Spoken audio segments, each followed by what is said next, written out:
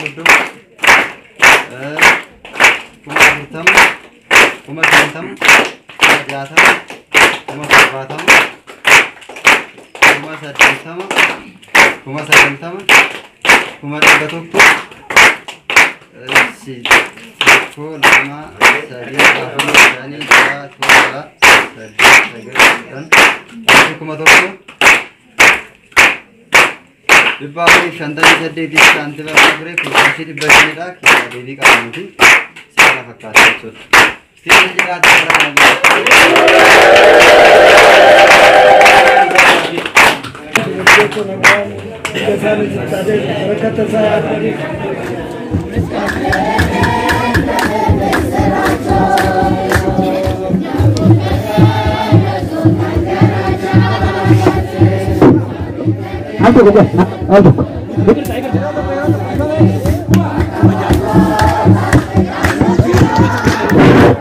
Alto.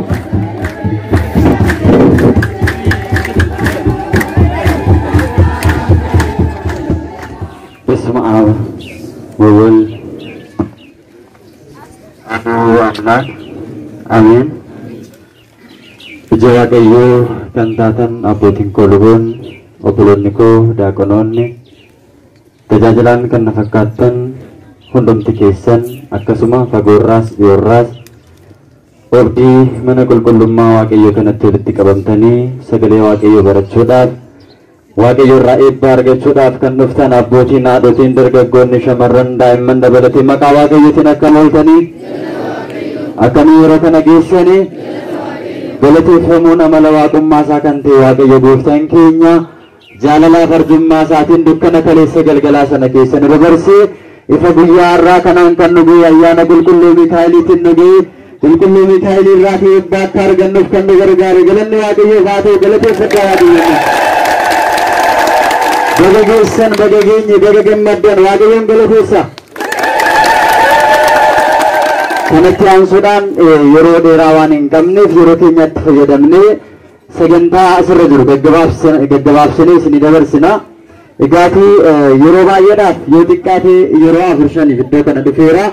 Galanni waaqayyoof haa ta'u akkuma argitan egaatii akkuma abbaan keenya qulqulluun Daawiti gara mana waaqayyoo deemne gaafa naan jedhan nan gammada jedhe gammachuudhaan dhufna yeroo hundaa mee warri gammaddamme waaqayyoon galateeffadhaan. Negaatii mana waaqayyoo dhufuun nama gammachiisa. Mana waaqayyoo keessa eebba guddaatu jira, jaalala guddaatu jira jechuudha. Kanaaf nuti gaafa mana waaqayyoo ijaarru waaqayyoon immoo mana keenya ijaara. Jireenya keenya nuuf eebbisaa fayyina bara baraa nuuf kenna waan ta'eef.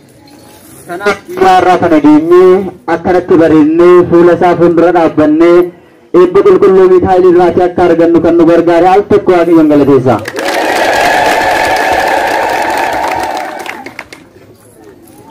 Amma danda'anitti deemamee kolon irra ga'eetu jira. Abbootiin keenyaas jiranis namoonni iddoo garaa garaa magaalaas ta'e baadiyyaarra jiran mana amantaa kana gargaaraati kan jirani. Manni amantaa jechuun mana jireenya keenyadha. Hundi keessan ni beektu waan ta'eef sagantaa isinitti hin dheeressu. Akkuma yeroo hunda akkuma beektan yeroo hunda gidduu keessanitti argamee qarshii fidaatii ture. Guyyaa har'aa kanas mana amantaa kanaaf gargaarsa kan taasisan obboloota keenya gara biyya alaa yookiis jireenya fooniif jecha alatti godaananii soorata lubbuudhaaf jireenya lubbuu isaaniif galaa lubbuu isaaniif kan ta'u immoo yeroo hunda mana amantaa kana yaadatan akkuma beektan yeroo darbe bara darbe gubaa'een asirratti raawwatamee ture. Gubaa'ee asirratti raawwatame sanas haala ho'aa fi adda ta'een qindeessanii uummanni as jiru akka isaan baratan cuuphaadhaatiin fayyina bara baraa akka argatan taasisaatii turani. Isarras darbee achiin deema gaafan jedhu harka kiiriyaa hin deemin jedhanii qarshii kana walitti qabaniitu jiru. Namoota qarshii kana walitti qaban maqaa isaanii fi amma isaan ergan isiniif waama isin immoo waaqayyoon galateeffattuu fidel jettanii Siifaan Walatta Maariyaam kan jedhamtu birrii 1,500 mana amantaa kanaaf ergite waaqayyoon galateeffadhaa. Tsahaay Walatta Sillaaseen birrii 1,000 birrii 50. Fikirtee Girmaa Fikirtee Maariyaam 2,200 birrii 20. Alam Gaaddisaa Walatta Kidaan qarshii 3,000. Asheettuu Amanaa Ita Mikaa'el qarshii 2,000. Tigisti Mul'ataa Walatta Maariyaam qarshii 1000. Caaltuu Badhaasaa Walatta Maariyaam qarshii 2000. Faanoo Abiibii 2200 birrii 60. Tigisti Dimbaruu qarshii 1000. Burtukaan Guutamaa qarshii 3000. Dhalataa biyya kanaa kan ta'e amma biyya hambaa kan jiru Ashannaa fi Guutaa qarshii 1300 birrii 51 saantibii 50. Tigisti Walatta Tsaadiq qarshii 1000. Masarat Girmaa Walatta Maariyaam qarshii 1000. Buzunash Guutaa Walatta Maariyaam qarshii 500. Kuulii Alamuu Walatta Mikaa'el qarshii 1300 birrii 13 saantibii 75. Geexee Walatta Mikaa'el qarshii 2000. Masarat Walatta Mikaa'el qarshii 4000 birrii 55. Tigisti Balaayee Walatta Tsaadiq qarshii 1000. Biraanee Gizaa Walatta Mikaa'el qarshii 1000. Jannat Raggaasaa Walatta Masqal qarshii 1000. Biraanee Magarsaa qarshii 500. Burtukaan Faayisaa Walatta Kidaan qarshii 1000. Tigisti Walatta Maariyaam 1200 birrii 50. Burtukaan Walatta Yesuus qarshii 400. Qarshiin erga gubaa'ee asitti qophaa'ee booddee walitti qabame qarshii 36,200 saantibii 5 yoo ta'u, qarshiin isaan walitti qabatanii gubaa'ee isaan irraatii fi qarshii 20,000 birrii 76 saantibii 96. Walumaa galatti guyyaa irraa kana kan hin fidee dhufe qarshii 56,200 fi birrii 77 saantibii 21dha. Kanaaf itti gaafatamaa yookiis immoo maallaqni qabaan bataskaana kanaa dhufaniitu qarshii kana narraa fuudhe. Isin immoo ililleedhaan waaqayyoon galateeffatu.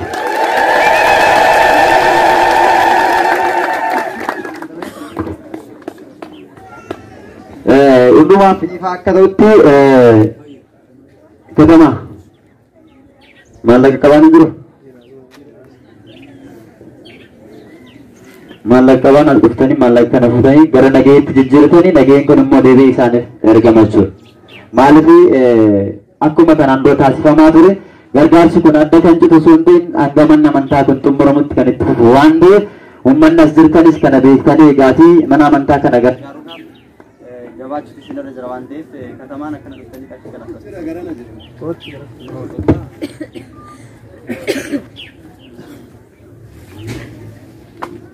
Rinjira waaqayyoon galateeffadhaame. Inni kun qarshii 10,000 tokko tokkoon fudhattu. Tokko tokkoon 10,000 rinjira waaqayyoon galateeffadhaa. 20,000dha, 30,000, 40,000dha, 50,000. Inni kun immoo 6,200 birrii 75dha. Birrii 2 na biraatti fudhattu godha jechuudha. Rinjira waaqayyoon galateeffadhaa. Ramni yookiis immoo Tinsaa'ee Girmaa kan jedhamtu qarshii 2,000 erganii jiru. Rinjira waaqayyoon galateeffadhaa. Darajjii Daadhii qarshii 500. Adaamaa Baqqalaa qarshii 350. Furturaa 600. Maqaa Waaqayyoon beekaa jedhanii qarshii jirtu. Maqaa Waaqayyoon beekaa jedhanii qarshii 560 erganii jiru. Rinjira waaqayyoon galateeffadhaa. Gaafii isin gaafadhaa xumurratti sagantaa kiyya gabaabseera. Macaafni qulqulluun maal jedha seetanii abbaan qabeenyaas akka ittiin daballe hiyyeessis akka irraatii hin hir'isne jedha. Sagalee kana lafaana jedhame abbaan qabeenyaa akka ittiin daballe hiyyeessis akka irraan hir'isneedha. Dhugaatii mana waaqayyoo keessatti sooressaa fi hiyyeessa kan jedhaman. Kanaafuu mana waaqayyoo gaafa dhufnu harka duwwaa dhufuun hin barbaachisu. Waaqayyoon fayyaa nuuf kenneera, nageenya nuuf kenneera, bilisummaa amma nuuf kennetti harka keenyaan hojjennee isa hojjenne immoo waaqayyoof deebisnee kennuun barbaachisaadha. Kana gaafa jennu sooressi tokko qarshii 1,000 yoo qabaate qarshiin 100 kan eenyuti? Kan eenyuti? Dirqamni isaa qarshiin 100 kan eenyuti? waaqayyoon qarshii 1,000 erga isaaf kenne 900 fudhadhuutii qarshii 100 qofa asiraat bakuraatiin kenne. Iyyees immoo qarshii 10 yoo qabaate qarshiin tokko kan eenyuti? Kan eenyuti? Kan waaqayyooti. Qarshiin 9 kan isaati. Fuula waaqayyoo fuulduratti kan isaan wal qixxeessisa kana jechuudha. 10 keessaatii tokko inni jedhamu isa kana. Kanaafuu mana waaqayyoo gaafa dhufnu waan itti daballeef qabeenya guddaa waan qabnuuf waan kennineef baay'isneef mootummaa waaqayyoodhaan allee osoo hin ta'in waan waaqayyoon jaalatu waan waaqayyoon nurraa eeganii waraawwanni mootummaa waaqayyootti akka galu beeku nurra jira. Namicha tokkotu dhukkubsatee mana yaalaa galee as dhaggeeffadhaa. Dhagaa jirtu? Dhukkubsatee mana yaalaa gaafa galee ija isaa dhukkuba ture, qaama isaa guutuu dhukkuba ture. Gaafa kana doktoroonni erga rakkoo isaa gaafatanii marmaraa yookiis immoo waan isaaf barbaachisu erga isaaf raawwatanii boodee dhukkuba isaa itti himan. Gaafa itti himanu hanqinni kee inni guddaan oksijiinii gara keessatti qilleensa gara keessatti baasee sombi kee gara alaatti baasee waan hin dandeenyeef qilleensa tassii galchuu fi kan sii baasuu danda'u guyyaa guyyaadhaan qarshii 5,000 kaffaltee umurii kee guutuu akkaataa kanaan kaffaltee jiraachuu malee jiraachuu hin dandeessu jedhanii. Qilleensa kana kan nuuf kenneen jedhu. Aduu kana kan nuuf baasuun fayyaa kan nuuf kenneen. Mee waaqa kana galateessaame. Gaafa kana maanguddoon kun umurii isaanii waggaa 90 hin bo'an. Ilmaan isaanii buusanii hospitaala keessatti iyyanii bo'an. Kanaan booddee dhukkubsattoonni jiru. Doktoroonni jiru walitti sassaabamanii dhufanii isaan jajjabeessuu eegalan. Maal taatan rakkoon keessan maalinni? Yoo maallaqa qabaachuu baattan sin gargaarra jedhanii gaafa jajjabeessan lakki maallaqan ittiin yaalamus dhabeen miti.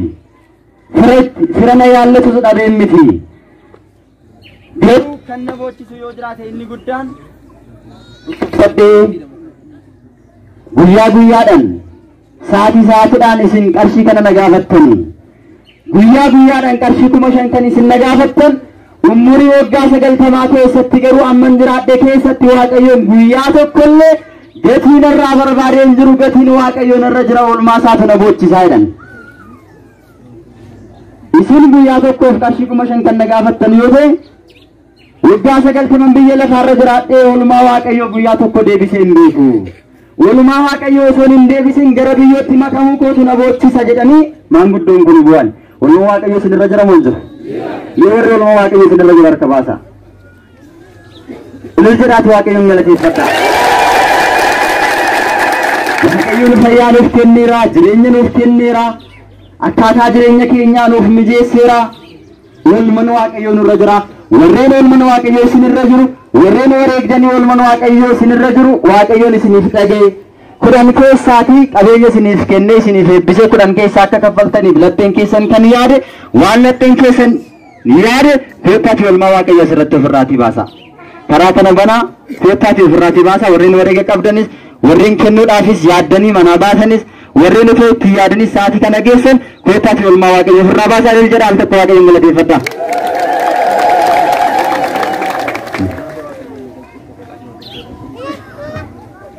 Obboleettiin keenya Galaanee Hordofaa kan jedhamtu biyya hambaan ture biyya namaa keessatti na eegee na tiksee fuula isaa fuuldura dhaabbadhee akka irra gaaba'u na taasise jedhanii qarshii 1,000 fi siilii Mikaayilaa akkasuma jaantaraa guddaa kana qabatanii dhufanii jiru. Siilii maaramee fedheeffamaa ilil jedhaa waaqayyoon galateeffadha.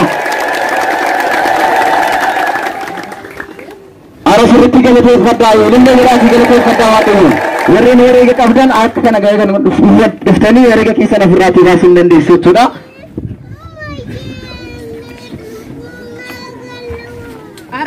Eshi abbaan keenya tokko qarshii 100 fidanii obboleessi keenyas qarshii qabatanii dhufanii ilil jedhaa waaqayyoon galateeffadhaa. Waaqayyoon galateeffadhaa. Daddafaa qiddaasii sa'aatiin gahaa jira waan ta'eef sa'aatiin seera qulqulleessaa yookiin sirna qulqulleessaa waan ga'u daddafaati warreen oolmaan waaqayyoo isinirra jiru waan isinitti dhaga'ame isiniif waaqayyoon ol beektu oolmaa waaqayyoo isiniif ol ni beektu waan ta'eef akkana siqaatii oolmaa keessan asitti baasa.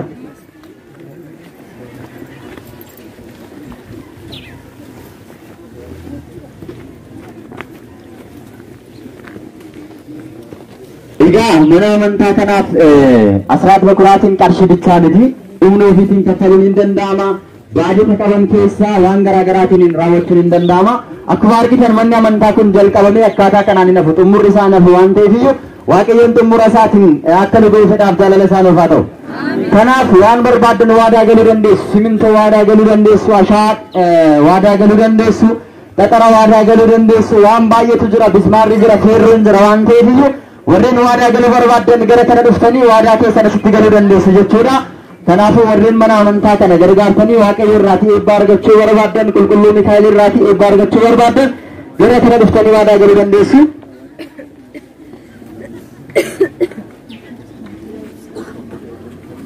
መሰረት ለገሳ kan jedhamtu qarshii 500 waadaa galtee turte qarshii 500 kun guyyaa irraa kana fiddee jirti nin jedha waaqayyoon galateeffadhaafi.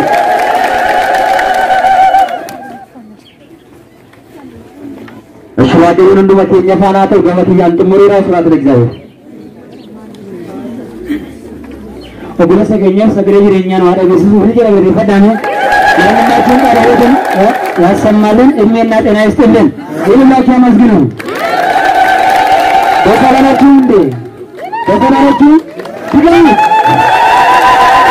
waaqayyo waliinatti umurii fayyaa dabarratti fayyaa beekumsa dabarratti beekumsa eda'eefi kenneefi kana caalaa umurii isaa guutuu mana waaqayyo keessa jiraatatu akka isa tajaajilu eeyyama waaqayyo nuuf haa ta'u. Nama akkanaa kana barbaachisa. Kennaa akkanaa kana barbaachisa. Meesirratti galateeffadhaa waaqayyo nama keessa. Nama kaannaa kaatu hoyyuu na qabache wadi maarra kana qaba nama na qabu targee jiru kun maarra kana qaba. Isi maadura qayo akka kana kan jala intaan ka qaddaaseen keenya gisa jira. Tandura beektu wadi. Ana buleesi keenya nu fudhan meeq. Kuma shantan jaafi. Meeq. Asaafira ni fudhan. Kuma shantan jaafi. Lama fi torbatami. Shan. Biri lama sambira jira torbatami tor. Arra sintummaa walitti kan argame kuma 49 fi 800 fi birri 60. Oshi. Walitti ida kan negata. 49. Ya? Negata. Kuma shantami jaafi 275 idau kuma 49 fi 600 maanu 800 fi birri 60 dahi walitti dai. Sainsi as keessa kan barate irreeqa kan barate jiru maal. Dahiiga. Itu hidup kan ada kan? Dahiiga ini. Jadi sini sudah apa?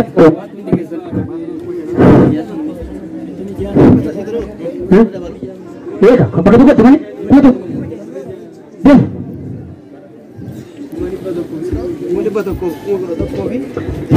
Kumari pada kopi, kumari pada kopi, itu lama sih?